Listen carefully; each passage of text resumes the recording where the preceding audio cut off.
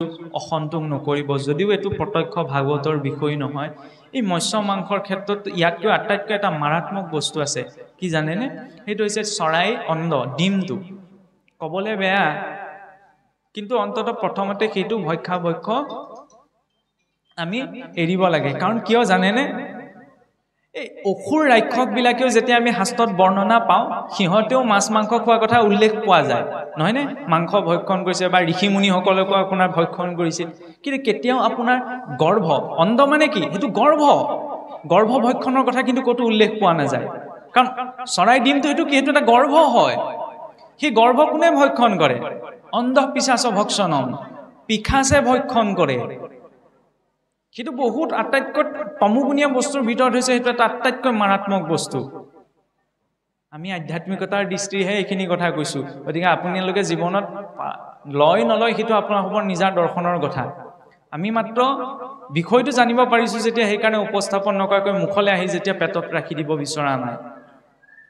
আৰু বহুলোকে এইটো ভুল ভাবি থাকে যে আমি ঘৰতে পৰা চৰাইজনীৰ ডিমটো নাখাওঁ নহয় ফাৰ্মৰ পৰা কিনি নি সেইটোতো আটাইতকৈ মাৰাত্মক কিয় মাৰাত্মক জানেনে কাৰণ সাধাৰণ চৰাইজনীয়ে বা কুকুৰা বা হাঁহে বছৰেকত অতি বেছি 6টাতকৈ 7টা ডিম দিয়ে কিন্তু ফাৰ্মৰ ডিম বুলি যে কয় এই ফাৰ্মৰ ডিমবিলাক কেনেকৈ মেডিচিন দি প্ৰডিউচ কৰা হয় আমাৰ মানুহে সিমানকৈ জানে মেডিচিন দি কেনেকৈ প্ৰডিউচ কৰা হয় সেই চৰাইজনীৰ বা সেই কুকুৰাজনীৰ সেইটো কি জানেনে মেনষ্ট্ৰুৱেল ৱেষ্ট যিটো আমি মহিলাসকলৰ মাহেকীয়া বৰ্জনীয় দ্ৰব্য বুলি কওঁ সেই মেনষ্ট্ৰুৱেল ৱেষ্টটোক মেডিচিন দি সেই অণ্ডটোলৈ ৰূপান্তৰ কৰা হয় আৰু তাকে আনি প্ৰটিন পাবলৈ ভক্ষণ কৰেহি কি প্ৰটিন পাব মানসিকতা কেনেকৈ শুদ্ধ হ'ব সেইকাৰণে অন্ততঃ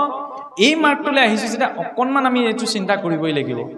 পুনশ্চ কৈছোঁ এতিয়া আপোনাৰ সবৰ আগত ইমান ডাঙৰ ডাঙৰ লেকচাৰ আমি দি দিছোঁ পিছ মুহূৰ্ততে ময়ে গৈ যদি সেইখিনি ভক্ষণ কৰোঁগৈ আপুনি দেখিব জানো নেদেখে নহয় মই যদি গৈ হোটেলত সোমাই মাছে মঙহে ডকুচি খাই যাওঁগৈ আপোনালোকে সমাজৰ কোনোবাই দেখিব জানো ইয়াত ভাগৱতৰ ওপৰত ডাঙৰ ডাঙৰ কথা কৈ থৈ গ'ল পিছ মুহূৰ্ততে সোমাই তাক খালেগৈ সেইখিনি সময়ত চিন্তা কৰা প্ৰয়োজন যে মই আপোনাক ঠগি থৈ গুচি যাব পাৰিম কিন্তু ঈশ্বৰক নোৱাৰোঁ যদি মই ঈশ্বৰৰ সৈতে কপটতা কৰিছোঁ তেতিয়াহ'লে মোৰ পতন নিশ্চিত আৰু সেই পতন সকলোৱে দেশকৈ দেখিব লাগিবই কাৰণ আমি ভাও জুৰিছো ন ঈশ্বৰৰ ভক্ত হৈছো বুলি পোছাকযোৰ পিন্ধিছো ন ঈশ্বৰৰ ভক্ত বুলি এতিয়া ঈশ্বৰে যিখিনি কৰ্ম নিষিদ্ধ কৰিছে তাক সম্পূৰ্ণ ৰূপত 100% নহলেও ন্যূনতম যিকেইটা কথা সেইকেইটা কথা অন্ততঃ মই পালন কৰিব লাগিব কিন্তু তাতো যদি মই হিতিলতা ৰাখো তেতিয়া ঈশ্বৰে মোক অকণমান বেছিকৈ শাস্তি দিব কাৰণ যিজনে গুৰু গোসাঁই নামানে তেওঁৰ প্ৰতি অকণমান ভাবিবলৈ থল এটা থাকে তেওঁ বুজি পোৱা নাই অজ্ঞানী সেইকাৰণে মনা নাই মইতো বুজি পাইছোঁ বুজি পাই যদি আকৌ মই সেই অধৰ্মটোকে অকৰ্মটোকে আচৰণ কৰোঁ তেতিয়া ঈশ্বৰে মোক বেছিকৈ বেয়া পাবনে সেইকাৰণে ঈশ্বৰকো পাবলৈ হ'লে ভক্তি কৰিবলৈ অকণ ভাবেৰে আমি চিন্তা কৰিব লাগিব যে আমি ঈশ্বৰৰ সন্তান হয় মই কিয় সেইখিনি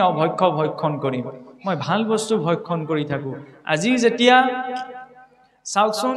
ক'বলৈ এইটো কথা অকণমান বেয়া হয় আমি যিটো ক'বলৈও সৌ সিদিনালৈকে এটা ডাঙৰ আমি বেমাৰটোৰ নাম উচ্চাৰণ কৰিলে আমাৰ গাঁৱত বহু লোকে বেয়া পায় ডাঙৰ বেমাৰটো গৈ থাকে মানে কি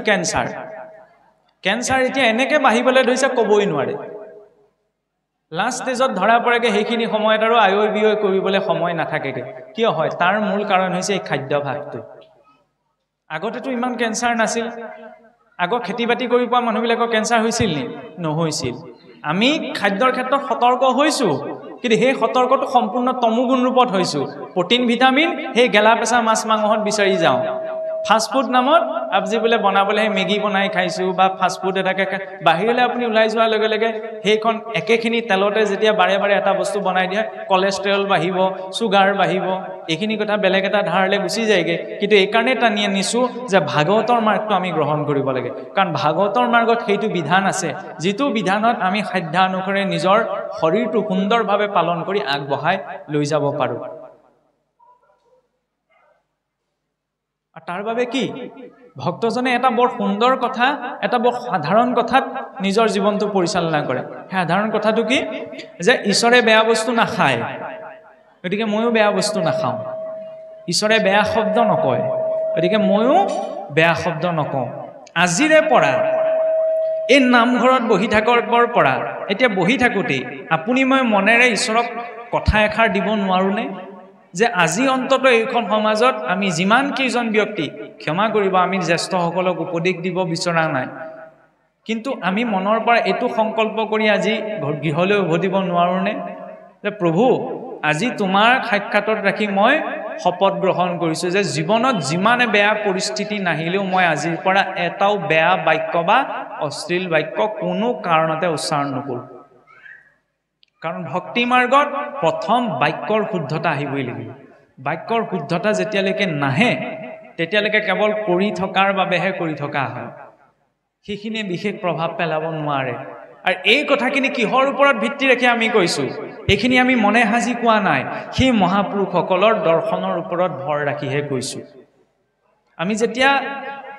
অকণমান বিশৃংখলিত শব্দ এটা উচ্চাৰণ কৰোঁ তেতিয়া তাৰ পৰা যিটো শব্দ তৰংগ সৃষ্টি হয় সেই শব্দ তৰংগতে কি কৰে শৰীৰত যেতিয়া আঘাত কৰে আঘাত কৰাৰ লগে লগে বেয়া ৰসায়ন কিছুমান নিৰ্গত কৰিবলৈ পথটো প্ৰশস্ত কৰে কিন্তু যদি ভাল শৃংখলিত শব্দ এটা উচ্চাৰণ কৰা হয় তেতিয়া শৰীৰত ভাল ৰসায়ন কিছুমান নিৰ্গত হয় আমাক ভালটোহে লাগে অসুৰবিলাকেও ইমান বেয়া মাত উচ্চাৰণ কৰা নাছিল আজিকালি গাঁৱে ভূঞে যিমানবিলাক আমি বেয়া মাত উচ্চাৰণ কৰোঁ পাখণ্ড বুলি কৈছিল দুৰাচাৰ বুলি কৈছিল অধম বুলি কৈছিল শুনিবলৈ অকণমান ভাল লগা শব্দ সেইকেইটা নহয়নে ইমান কঠোৰতা নাই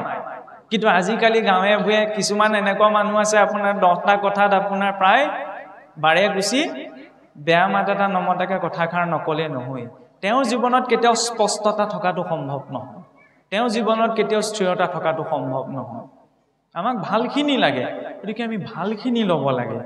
আৰু এইখিনি সময়তে যদি আমি এইখিনি ঠিক নকৰোঁ এইটো ভবাটো একেবাৰে বাদ দিব লাগিব যে অন্তিম সময়ত আমাৰ আৰু ভক্তি কৰিলে ঈশ্বৰ চিন্তা কৰিলে আৰু আমি গতি পাম বা ঈশ্বৰ চিন্তন সম্ভৱ হ'ব সেইটো সম্ভৱেই নহয়